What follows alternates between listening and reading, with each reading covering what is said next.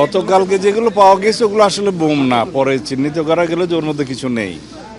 কিন্তু কোথাও ব্যাগ যদি রেখে যায় আমরা সতর্কতা হিসেবে সেগুলো দেখি, যদি কোনো কিছু থাকে, যে কেউ যদি কোনো ধ্বংসাত্মক কিছু করার পরিকল্পনা থাকে সেরকম আমরা সবসময় সতর্ক থাকি। তো গতকালকে যে ব্যাগ ট্যাগ পাওয়া গেছে ওগুলোতে কিছুই ছিল না।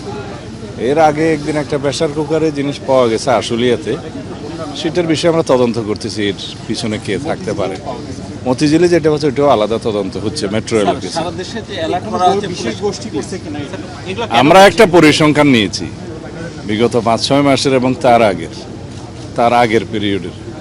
এখানে যে অপরাধ প্রবণতা বা কোথাও এরকম বোম রেখে যাওয়ার ঘটনাগুলো তদন্ত করে আমরা দেখেছি যে আনুপাতিক হারে তুলনামূলক বিচারে এটা খুবই কম।